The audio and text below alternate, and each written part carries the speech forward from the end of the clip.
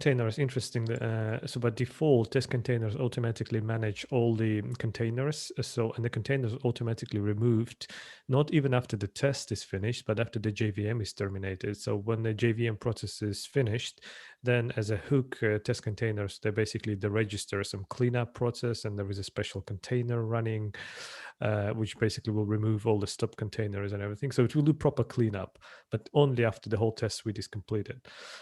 If you want to do the cleanup right in the middle of the test run, I think that's possible. I don't think I've done it in the past, but I'm pretty sure if you just try to manage the lifecycle manually, if you just basically call test containers.stop, your container.stop, your container.start or something. So it's going to be a little bit more trickier to manage and control because it's all manual now, but it could be a nice solution if you really, really want to, stop and remove container in the middle of the test.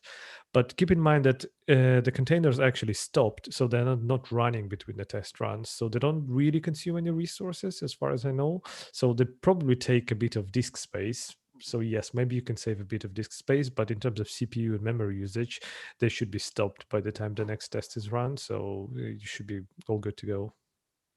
Yeah, another thing. Oh, sorry. I was gonna just add to that.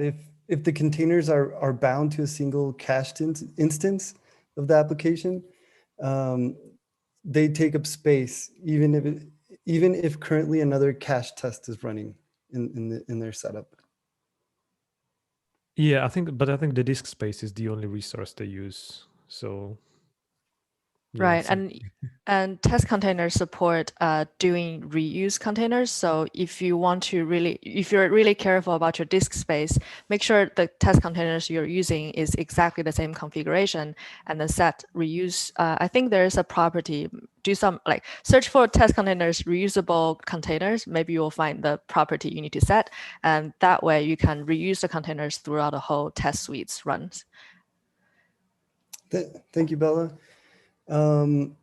So another question from yesterday was, given that you have private constructors and catch blocks that may not be easily tested, what is a reasonable team goal for code coverage? And this is a question we got repeatedly. What exactly is the amount of code coverage people should have? I can take it.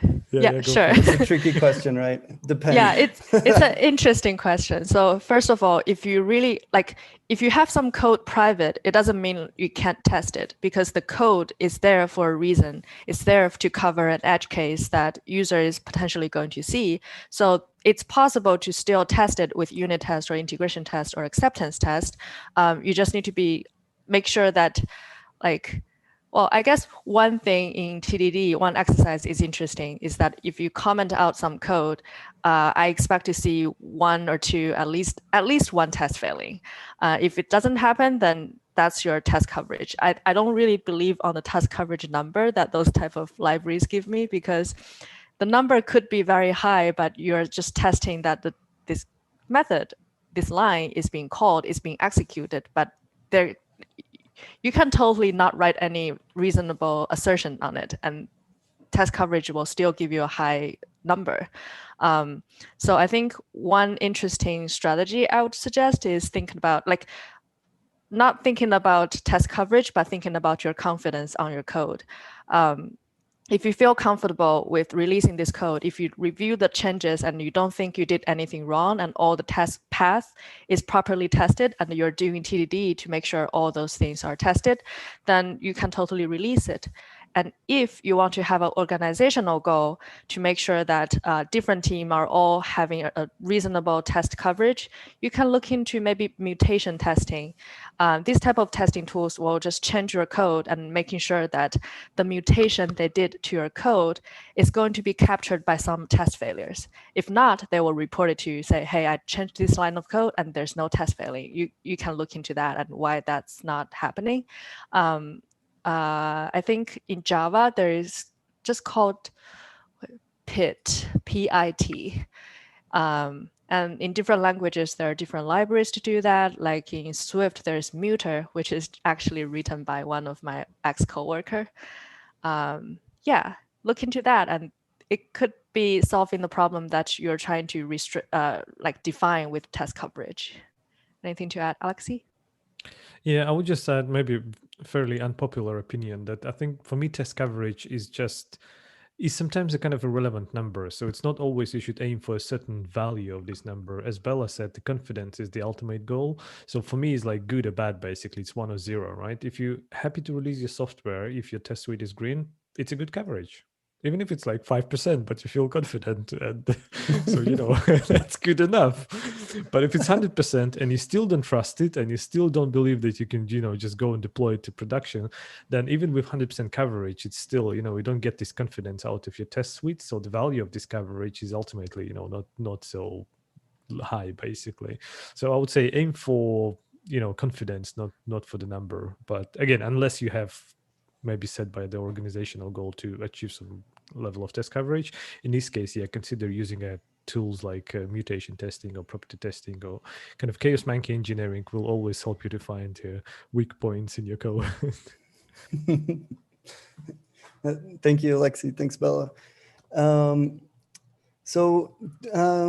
you have any recommendations on how to tie all these in our test coverage metrics?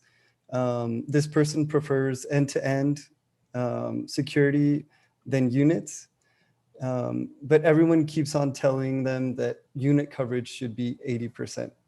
So it's similar to the last question. Right. I think similar answer to the previous question, that I personally don't think unit testing coverage needs to have a certain goal to reach, because if people don't want to write effective tests, they can reach that goal by not writing effective tests. So the number is not the final goal. Yeah. Yeah, and I would say especially in unit tests, it could be really, really misleading because you have like 100% coverage in a unit test, but none of these components is correctly wired together with other components. So the overall system is not functioning as you want it to function. But you have like 90% of unit test coverage. So again, the correctness and confidence are the goals, not the numbers. Yeah, I've seen organizations in the past, like some legacy code having a lot of test coverage, and then I go into the test, it's all like assert this, not null, assert that, not null, nothing, no assertion. It's just not null. As long as it has some value, right? I don't know if you guys got the same feeling, but from reading some of the questions yesterday, I felt like maybe they weren't doing test-driven development, and they were trying to get into test-driven development or change their strategy and increase their code coverage. I'm just wondering, do you guys have any advice for people trying to get into test-driven development that are already in a code base that doesn't have that? Yeah, great question. I think for an existing code base that doesn't have any test and you want to start something like solid, maybe you can treat the existing code base as an external dependency to you.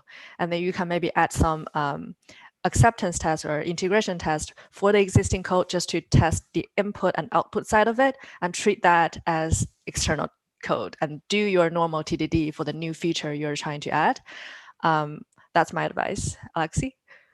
Yeah, I would say for existing code base, just focus on end-to-end tests mostly, because that's going to give you the ultimate, again, confidence that you're not breaking the existing functionality, and maybe put a little bit more integration tests. Because based on my experience, I think if the project was not structured, it wasn't ready originally for TDD cycle, it's going to be extremely hard to start writing unit tests for the legacy code base if it's not ready for that. But integration tests and end-to-end tests are usually easier because it's a kind of black box approach and it's much easier to test it from the outside. And I would say that what gives the ultimate value, that you at least can guarantee that the existing functions are not broken in your system, and you can start writing, as Bella said, new functions with TDD cycle, with unit and integration test and end-to-end test altogether. Thank you. Is WebTest clients only used in testing the Webflux applications? What about regular non-reactive controllers? Yeah, interestingly enough, we have the same question in a Q&A right now. That people notice that we're using the web test client for testing non-reactive controllers, and it's perfectly fine. Web test client is actually just yet another HTTP client, so you can use it to test like pretty much anything. So it is reactive inside, so the implementation is reactive, but it doesn't force you to use reactive stack on the client on the server side. You can even test third-party services with the web test client, and you don't know what's the implementation in there. I would say the only gotcha is that if you want to use a web test client with WebMVC stack, you need to make sure that the web environment is set to either a defined port or random port. So it's actually starting a proper HTTP server and not just using the mock environment, because I don't think it will connect to the mock environment. Maybe it will. Maybe it's so advanced that it will do that, but I don't think so. I think you really need to start an HTTP server and then test it as usual as any other HTTP server you would test. Thank you. Would you like to add anything, Bella?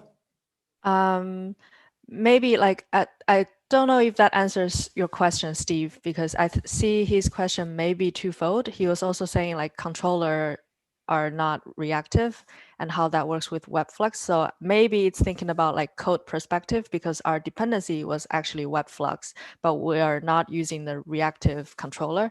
And that's also okay, because for backwards compatibility, like your code, like your controller can be reactive or can be non-reactive, and that doesn't change. Webflux support both. Awesome. Thank you. And one of the last questions we got was if the code was publicly available, and it is. It's on Alexi's GitHub, right? The animal rescue code. Yeah, and I think someone reported that the tests are failing, so we need to look into that. But I think the GitHub Actions are all green, so at least it's passing on GitHub Actions. So it could be something to do with the local setup. But again, we need to look into that maybe after the Q&A. Thank you. Yeah, and if after we check on it, if you still have problems, you can open the issue and we can maybe like do a back and forth with the GitHub issue. Yeah, that would be perfect. Yeah, thanks. Awesome.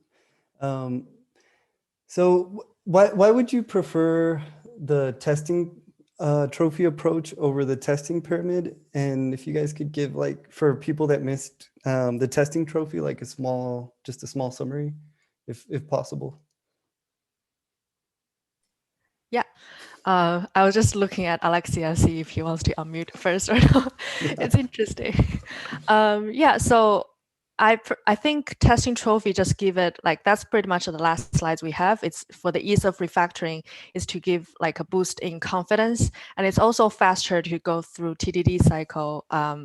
Well, I think it's faster to go through TDD cycle with a simple project, because you only need to have like an integration test or end-to-end test, and you don't need to write a bunch of unit tests for every single layer of your code. And if the message is strong enough, the signal is strong enough, you can just finish your whole TDD cycle without needing any unit test. It varies. I know sometimes the error message could be very obscure, and then maybe you can think of adding some unit tests. But I think just testing trophy is just very flexible, and it doesn't really require you to have certain number of certain tests. And that's why I like about it. Thank you. Would you like to add anything, Alexi? Yeah, I think as Bella said, ease of refactoring is the ultimate goal, because when you test your system as a black box from the outside completely, you can basically swap like any implementation inside. You can even swap the database to something different and still you get your test suite green because it doesn't care about the database, right? It only cares about the behavior from the outside. So that's definitely cool. I would say sometimes it's helpful to write like more maybe unit tests or something as a kind of more code writing exercise rather than testing exercise, so writing specifications for your code. And I even seen people sometimes saying that once you finished with writing a lot of low-level unit tests for your code and you got your integration test passing and you get a good signal noise level from your integration test, so you can actually tell what is happening when you break something. Maybe you can even remove unit tests. You use that as a kind of drafting tool, as a prototype tool, as a sort of scaffolding around your building you're working on. And then when you're done with that, just remove it. So that's another option. Like if you still want to use low-level unit test and very focused unit test, but then you don't want to keep them so that they don't slow you down, you could just remove them. Very interesting. So we're we're getting a couple of questions in the Q&A. Jeff Anderson, he asks, in an existing project that is heavy on unit tests, would it be valuable to increase the number of end-to-end and integration tests that can be used to replace some of the unit tests as a way to increase the quality of the tests rather than the number of tests? I think that's a great idea. I feel like every project needs some end-to-end tests there, because that's the ultimate check before your code can go live, because that's what your user is going to do. So having some end-to-end tests is going to be great. In terms of unit test, like existing unit test, I wouldn't say it's completely replaced. It's maybe just think of it as, if you don't need to change the code just yet, maybe just leave them there. And then if you need to do refactor, at that point, you can reevaluate to see whether you want to add those unit tests back in or just completely remove them and leave end-to-end test to do its work. Thank you. Thank you. That's kind of, a little bit similar to what you were talking about, right, Alexi? Yeah, I would say I was just thinking about it. I would say I wouldn't get a proper night's sleep if I only have unit test on my project and no unit test or end-to-end test. Even, at least one smoke test that the system can start and user can log in and go through the mandatory steps. Even that would be good to have, So at least I think it's going to give you a great boost in confidence that, that when you push something to production, at least users can do some like basic thing, the happy paths they care about. So I would say that's definitely have a lot of value. So awesome. Thank you, Jeff, for the question. I have a couple of questions from Steve. So he would like to know more about the HTML unit. If you could talk about that a little bit more.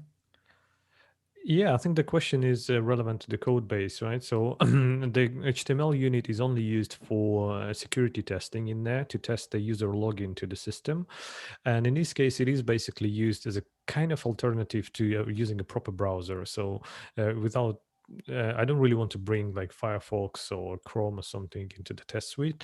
And because the UI is fairly simple, so the HTML unit is basically used as a Selenium driver to just run the UI tests, and that's it. You can also use it in a standalone mode without any Selenium wrapper around it. It's kind of fairly usable, but the idea of that is actually testing the HTML UI, the web UI. So that's it's a very good tool for that. But the downside, if it's not very advanced as a modern browser, so if you have a proper single page application or something really complex in your UI, I would say most likely it's not going to work. So if you want to test, let's say, React application, and by the way, the login to the system is not a React, it's not part of the React application. It's part of the Spring Boot application, which is good, good old server-side rendered HTML and a couple of controllers. So that's easy to test with HTML unit, but I wouldn't use HTML unit for, let's say, testing React code. I'm not even sure if it's going to work in the first place. So yeah, it's just think about HTML unit as a very simple, lightweight, headless browser you can use for basic UI testing. Anything you want to add, Bella? Yeah, that's perfect. That's exactly what I want to say too. You read her mind. So yeah, and thank you, Steve, for all the questions and for coming back today.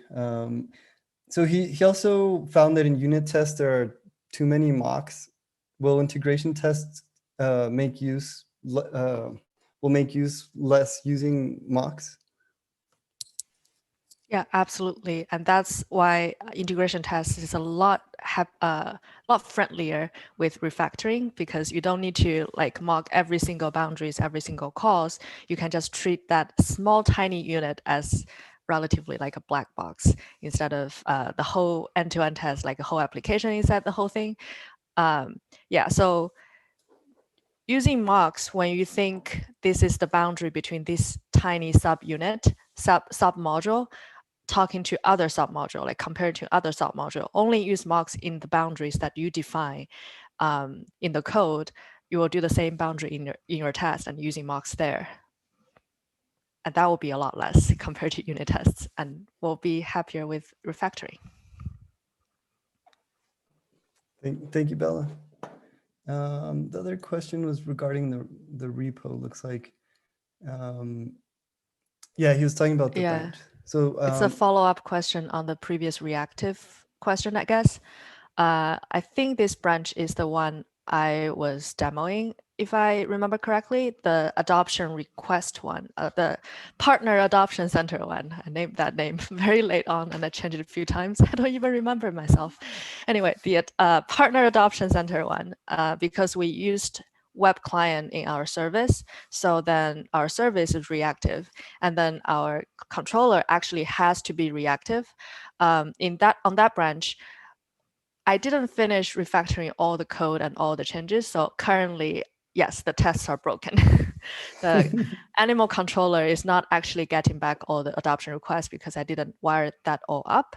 But if you're interested, feel free to make a PR to the branch, or like just continue working on the branch and just practice all the things with reactive and the things we talked about, and make all the tests pass. I would really appreciate that if you can spend some time and try it out. So the branch is no longer broken.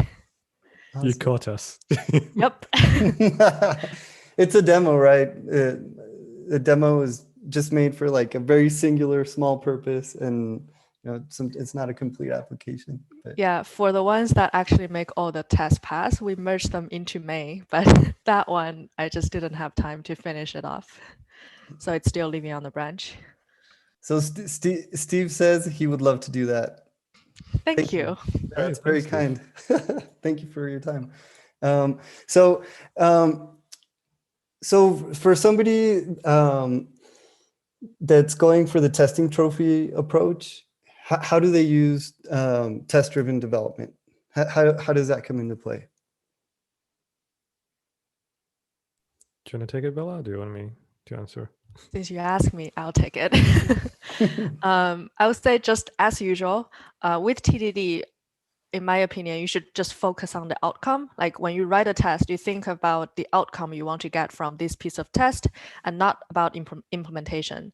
So with testing trophy, it's pretty much the same thing. You want to write more of the integration test. You want to write more of the end-to-end test that focus on the outcome of either the entire application or entire sub-module. So focusing on the outcome, write your test, and then if you spend too much, just don't spend too much time on unit tests unless your test image, like your test signal, is not strong. So you can just break it out and make it more unit. Is I guess a follow-up to that is, so if you're writing unit tests, you recommend to not focus too much on unit tests. How do you choose which unit tests to focus on? I think for classes that's encapsulating very detailed, very specific business logic that other components don't really care. Like if every other components treat that single unit, the single class, as the boundary, like I don't want to care about what you do. I want to give you the data, do whatever you want to do with it. Then I would test that unit as unit test. Like I would use unit test to test that unit, making sure all the things we want you to do is done.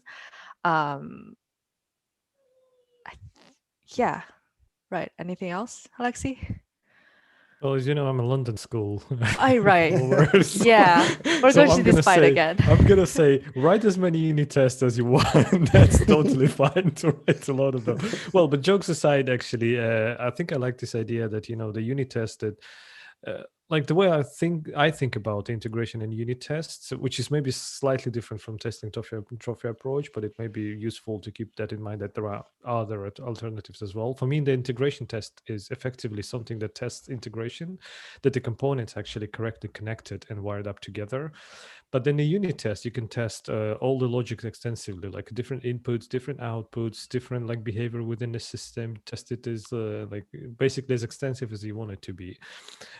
with the testing trophy approach, I think the beauty of that you can push all of this kind of extensive testing of the different combinations of inputs and asserting an output into the integration tests, which kind of gives you a flexibility of refactoring and a confidence of good test unit test coverage. So I would say in TDD in testing trophy works in the same way as in non-testing trophy, because TDD is effectively just red-green refactor cycle. So if you make it red, if your test is red, you understand what is going on, what you need to fix, and if you can make it green quickly enough, and if you can refactor easily after that, then TDD is working. This is TDD. Yeah, exactly. But don't write unit tests for your unit test, right? It's too much. So yeah, Eric has a question. He wants to know the main difference between unit testing and non-Spring reactive and Spring reactive. So go ahead. I guess it's non-reactive Spring then. That's how I read it. So between, I guess, traditional Spring MVC and reactive Spring Webflux. Yeah, I'm happy to take it, Bill, if you don't mind. So I would say the tricky part, the testing reactive stack is not always easy because, well, it is reactive. It's non-blocking basically, and sometimes it's asynchronous as well. So it's basically, I think Bella, you had a great demonstration yesterday. You know what, you by accident you just remove a block in one place, and your test can be green. But it actually, because it's not testing anything, it's just maybe not waiting long enough. It's not doing anything really. So I would say with reactive code, using TDD is even more important. So, well, okay, let's say not using TDD, but writing tests first is even more important to make sure that it's actually failing. Because sometimes due to asynchronous and unblocking and lazy nature of reactive code, your test can be perfectly green because it's not testing anything, because it's not even calling anything. So I would say the main difference is this kind of an asynchronous and lazy nature of reactive code, but using test-first approach should help you to kind of manage this complexity and manage this nature of this, and then just basically get back to standard TDD cycle you can use. Yeah, and because of this asynchronous nature, you might want to just make sure you verify that the things you want this code to do is done. So like you don't get a passing test just because your code is finished executing and there's no exception being thrown, but you actually want to verify that the things I want to call is being called. The response I want to get is actually the response I wanted to return. And there are tools actually to help you with that. Let's say there are basically two kind of different styles of testing reactive code. So I think we demonstrated both in the code base, right? So you can either just block the on a asynchronous or not an asynchronous, on a reactive call. In this case, you kind of force it to execute, throw in exceptions if there are any, basically complete the execution and then do your assertions as you would do with the blocking code. But sometimes when it's something more tricky, and I think you've done a great little test with testing time. So let's say if you need to wait for certain events in the reactive flow to happen in 10 hours, you don't really want to wait for 10 hours for your test to complete. Well, maybe you won't, but in this case, you can block as well. But if you don't want to wait for 10 hours, you can use all of these testing tools provided by the Reactor team. Let's say one of them is step verifier, and with the step verifier you can actually test the reactive flow as it goes. You can say, all right, I'm expecting this element to be emitted by the flow, and then this element, and then this element, and then delay for 10 hours, and then this element, and then error, and then completion. So you can go into very like a low level details of how your flow actually goes, and that's super helpful when you're testing the low level reactive code. But most likely you're not going to need that with testing like controllers and methods. Yeah, I was also thinking about Bella's example yesterday with virtual time. I had never seen that. That is so cool. I learned it when I was doing research for this talk, actually. It's really cool. You got so with Reactor, you can control time with Reactor, you know. Magic. Infinity stones. So Steve has also another question. He feels that writing integration tests is easier, but writing unit tests at first is hard when you need to mocks. Yeah, maybe Alexi, I can take this one and then you can add on later. I'll put on my London School hat and then try to answer this question. I totally agree that I think writing integration tests is easier because you're not really dictating your implementation. You can just implement it however you want and then refactor later.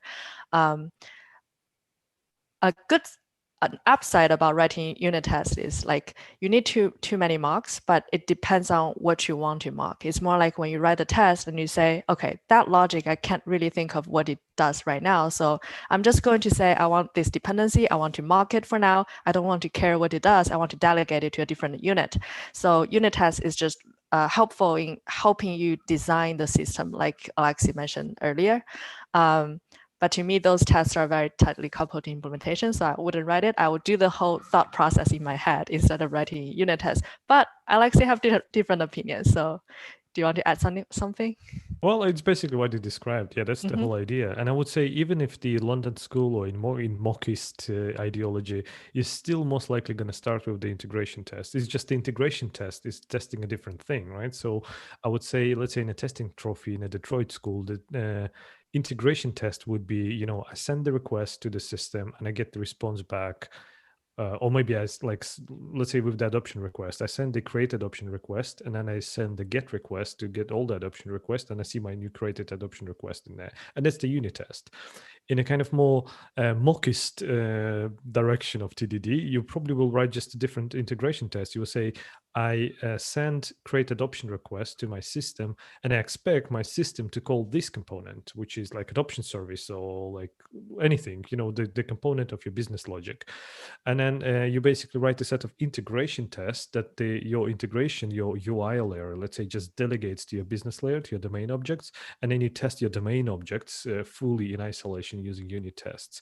And you know that, you know, you just expect your UI layer, your controllers, your integration test, just to test that, you know, controller correctly gets JSON request, deserializes it into an object and passes it to your business layer. And that's it. That's all you care about. That's all you need from the controller. And then you can write unit test for your business component. So you still write with the start with the integration test in a testing pyramid or with the Mockist school. You still write an integration test first. It's just a question, what does it test? So does it test the system end to end, or just test the delegation to your business layer and that's it? And then you test the business layer with unit tests. I hope it makes sense. Yeah, I think it's just like we're thinking about the same thing, and Alexi tend to use testing, like unit testing, to help him thinking about the system design. And I just skip that and then write integration tests and then just finish the code. But either way, you need to think about your design, like design your code so it's easy to change, it's easy to like modify, to refactor.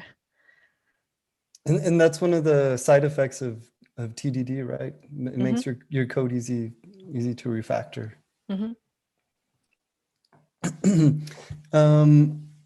So this question might be outside of your domain, but Matt, he says, given Project Loom is in the Java pipeline, in your opinions, is the learning curve around reactive and its testing, et cetera, is it worth it?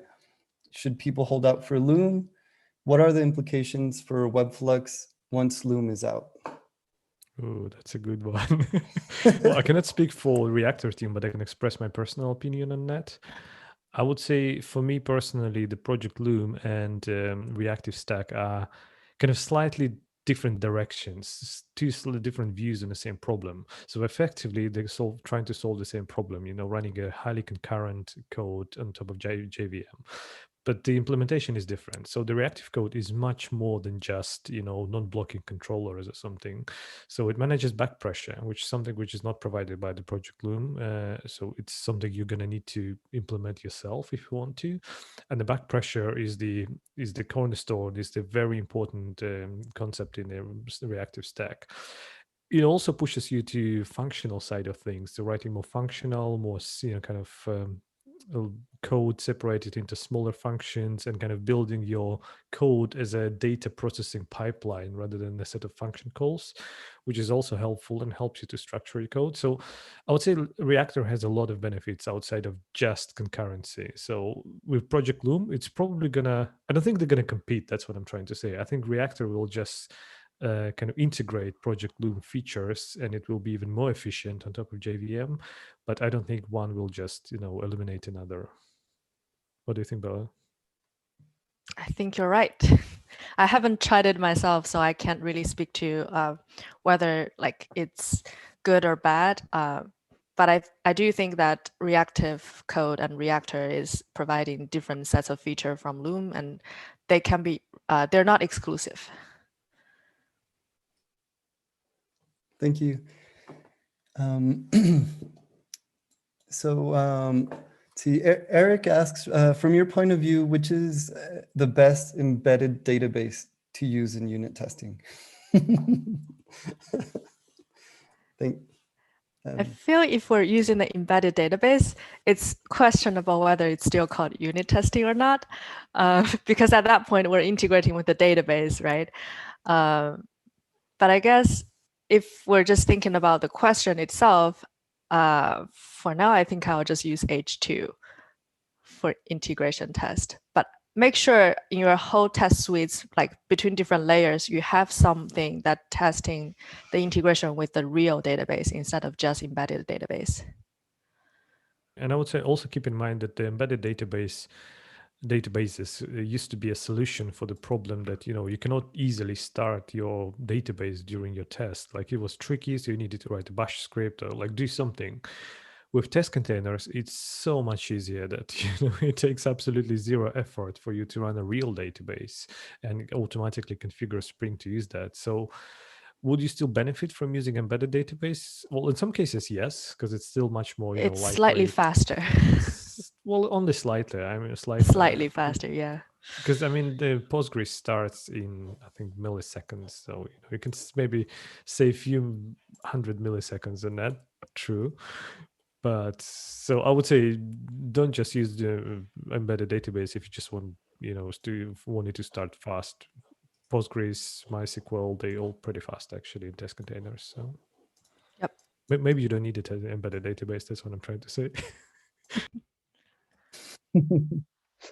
So we're getting a question from Twitch, and I'm going to send it to you through the chat for the panelists, so they can kind of take a peek at it while I ask another question.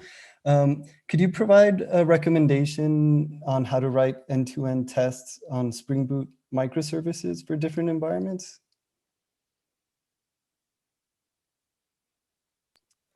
That's a good one. So testing microservices end-to-end is always fun. So it depends, right? So I've seen two kind of slightly different, well, not slightly different, two opposite approaches. One of them is actually start all in microservices, like the whole suite of microservices for the proper end-to-end testing, to make sure it's actually end-to-end and it's hitting all the microservices. And sometimes some people say that it's just kind of against the idea of microservices, because if you have to like bring on the whole system to test it, maybe you have too much coupling between the components if you cannot test them in isolation. And people suggest using like contracts and mocks between those. Maybe contracts would be a good solution, just to isolate one microservice using Spring Cloud contracts, or any contract solution basically, and test it in isolation, and then just enforce these contracts on all our other components. So now, what do you think, Bella? Yeah, I think contract testing is a great way to fill that gap if you don't want to start up all of the microservices, which is the best solution because you're actually accessing all the code. The downside of using contract is all the contract that your dependencies provides is all static. So you need to be really careful. Like if the data they provide is all on different IDs and you need to do a little bit matching here and there, that could be complicated. In that case, you might want to write fakes, like write your own simple HTTP server that serves up some more dynamic stubs to your HTTP calls, and then make sure you have extra additional external or enemy tests to make sure they hit the real microservices of the ones you're trying to integrate, so that to fill the gap that this is actually a fake, it's not real, and we need to make sure that the real one behaves the same thing. I would call that also contract test. Maybe just overloading the term a little bit. Like the test, I want to test the external, I would use the same sets of tests and target the fakes I'm using for my internal end-to-end test to make sure that the behavior I expect from the real one and the fake one are exactly the same. It's like maintaining your own contract. Sorry about that. Yeah, we're just getting in the two questions from Twitch. So he or she's asking, are there any frameworks, tools which give me the opportunity to share some test logic and code between end-to-end service tests and a QA integration ones? I'm familiar with Cucumber, and with it, we can share test cases, descriptions, but maybe there's something more. So is there a framework that you can recommend to them for end-to-end service tests and integration? I think Cucumber was the one I used in the past if I want to share the same sort of logic between end-to-end and integration test. Do you have anything you know, Alexi? Yeah, I would say if your integration test, or if your QA, I guess QA means integration test, and your end-to-end test are all in Java, then you don't really need a framework. You can just design a library. Basically, you can reuse between two projects. Just make it, flexible enough so it can receive a URL to your environment, which is either an integration test environment or end-to-end test environment. So maybe that's the answer. Like, you don't really need a framework for that. And if you want to use, again, if you use something like BDD Mockito, no, not Mockito, Cucumber style tests, you can basically use the same library you created in this more Cucumber steps definitions. So these step definitions will not actually do any logic. They will just delegate it to your library, and then this library can be reused everywhere. It's essentially going to be a testing library you can use anywhere. So I would say maybe that's the only recommendation I have. Yeah, another question is, if you want to do this almost everywhere, then you might get into this question of why do I even need separate tests for it? Like, maybe end-to-end test is enough for your code base. Maybe you don't need integration test that does exactly the same thing, test exactly the same behavior, because they're not providing any extra value at that point. Thank you, Bella. So they're also using testing trophy, and they have a lot of components and end-to-end tests for services. But they say for some historical reasons, their quality assurance engineers have independent test projects for testing their services. Sometimes it seems that the quality assurance integration test repeat our component tests and vice versa. And more than every time, I would like to launch my end-to-end test service test against the test environment. So I see. That's I his see. issue. That makes sense. Yeah. Yeah, in that case, I think Cucumber makes sense to share the test case between your team and the QA assurance team. Makes sense. Thank you. So we just have a couple more minutes for questions. What does acceptance testing mean for API-driven projects? To me, it means it's integrating with the real dependencies. Like the code in API-driven, it still has its users, right? The user is the actual user hitting the API. So in integration test, you may be like calling this and then mocking some dependencies, but in end-to-end test, you're just making actual HTTP requests, making sure nothing is mocked in your application, and you're getting the response from it instead of asserting on database state. That's the main difference I think I have, even though I prefer to always writing the input-output type of integration test myself, but that's just my own opinion. So how do you create an acceptance test for a third-party API? For third-party API, you mean acceptance test for third-party API? For integration with a third-party API. Oh, okay. Thank you. Sorry about that. Yeah, I think like figure out whether they have a test instance that you can call. Like some of the like Okta, they have test instance. You can just like create one for your integration test or end-to-end test running against their real one. If they don't have test instance, do they have contract? If they don't have contract, write your own fake server and then like write your own tests against the real server and the fake server, making sure your fake behaves the same way. Alexi, do you have anything? Yeah, I would say that the tricky part, integrating the third party, is the most probably challenging part in testing because, if you're talking about like advanced third party projects like Okta or something, they can even provide you like, let's say, Docker image you can run locally or run in your environment with some test environment you can test against. So that's probably solution number one. Yeah. And I would say you by all means try to avoid writing your own mocks and contracts for third party Right. and keep it as like absolute last resort. There's nothing you can do apart from writing your own mocks for a third party, then do that. But don't trust your mocks because Don't trust your mocks. Definitely all- write external test or not enemy test to make sure your Yeah, mocks exactly. actually works So the what we same. used to do, we used to test. We once had a system with rate limiting, basically. So every call to the system was quite expensive. So we wrote a set of mocks basically to test it. In all the environments we use these mocks. But when we deployed to production, let's say we run a smoke test, and the smoke test was the only place we actually used the real call to the third-party system and used the credits. But they was still there, and it gave us a lot of like. Actually, it caught a couple of issues sometimes. So it was super important to call it at least once before you push to production this third-party system, the real third-party system, because a lot of things can change there while you're testing against your mocks. So yeah, that's probably what we can advise. And how do I mock something unmockable? For example, a private method or a static method? For static method, yep.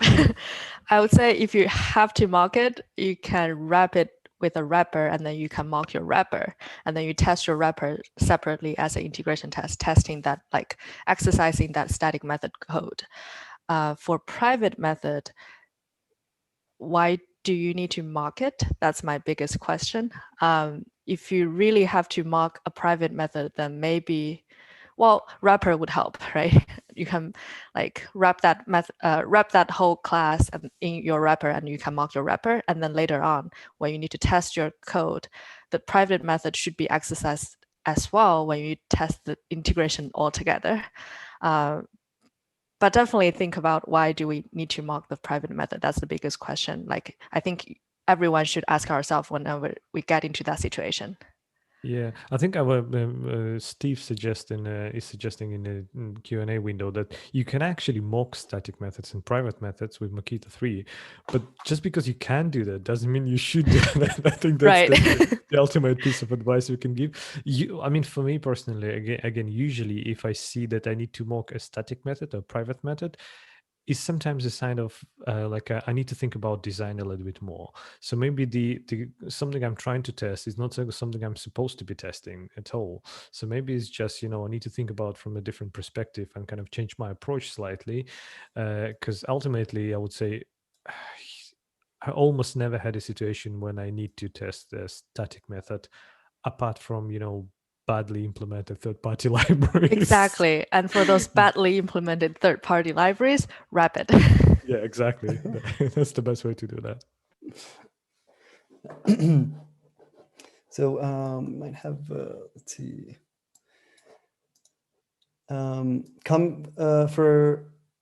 So what's a common test setup, and how to share your setup between tests? I think we touched on this topic lightly yesterday as well. We talked about like test inheritance, which we strongly suggest you not to do it.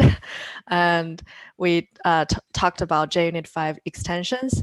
I think JUnit 5 extensions is my recommendation on sharing common setups, common before all, after all, before each.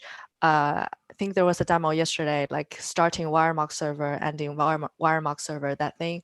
We registered it as a JUnit 5 extension. And I think that's a better way of sharing methods, sharing fixtures, sharing setup, sharing code instead of using inheritance. Thank you. Another handy tool can be using meta annotations. So you can combine, if you're just using like a set of configuration classes and you want to combine it into a single annotation, like my test component annotation, you can totally use meta annotations and then combine them and then just reuse them. So there are a few tips and tricks, but I would say there is no generic answer to that. It depends, but in most cases, JUnit extensions and meta annotations, they're going to give you a lot of flexibility. And test inheritance will give you a lot of maintenance pain, so try to avoid that.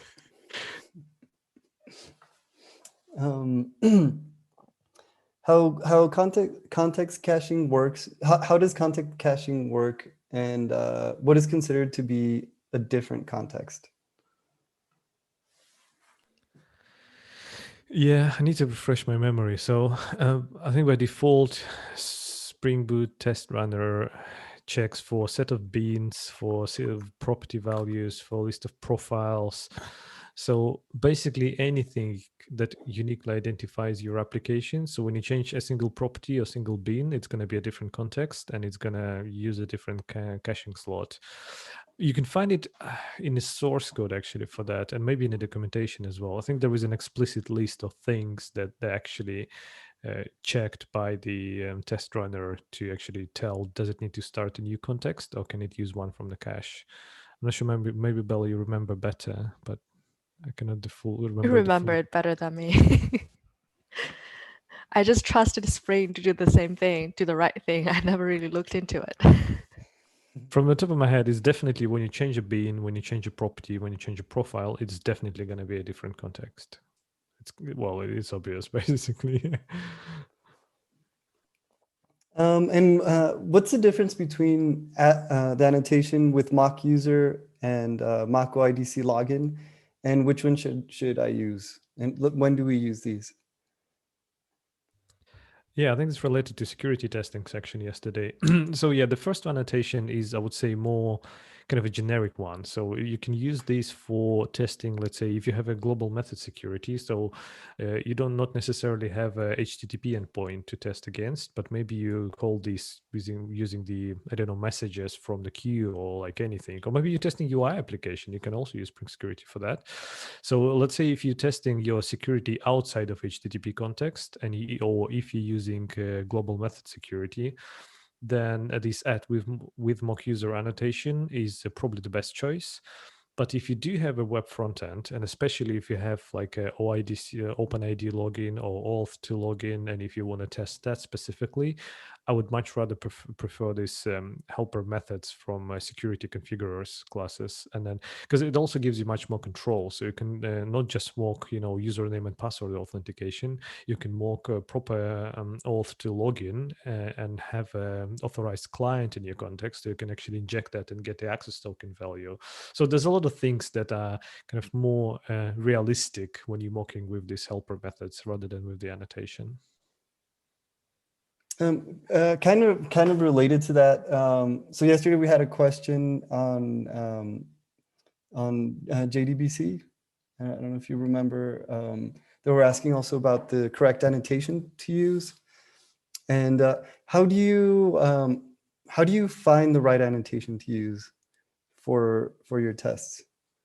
Like how do you guys personally do that? Because you could be using possibly a different one, right? Like how do you choose the best annotation, or how do you guys, being experts, like know which annotation? I can go first. I think I'm nowhere near expert. I just follow documentations and like release note and just know what's the latest and newest thing. Because like we all know that Spring has so many different versions and different version may support different things. So just make sure you go to the documentation instead of just doing Google, because the response on Google may be for a different version. And the documentation is getting pretty good, and it's getting like very complete with all the different variations of things you can do. Yeah, anything you want to add, Alexi? I mean, I would say usually, from the context, what you're testing. So that's where you can pick the most relevant annotation. And again, depending on the level you want, if it's a edge component, and if you want to test the database, and if your database connection using JPA, you're probably going to use one of these JPA annotations. And if you're only using JDBC, you can just absolutely safely use this basic JDBC annotations. I would say it's depending on which level you are on, and then you can pick the relevant annotation. Spring has a lot of them basically for pretty much A anything lot you of may them. need. Yeah, and like Bella was saying, Spring is backwards compatible, right? So you can be using one that works from a previous version, but maybe you should be using a newer version. Yeah, yeah. Okay. Right. Yeah, that was great. I mean, I think the one thing that we've learned is there's no limit to the amount of knowledge that A, you can share with us, and B, they want to learn from you. So this is great. We're sad that it's only an hour, but that's how long we can keep the lights on,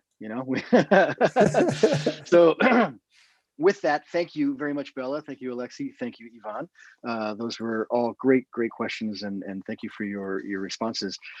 What's the best way if people have offline questions? I know you mentioned it yesterday, but just for kind of putting it out there again to reach Bella or Alexi.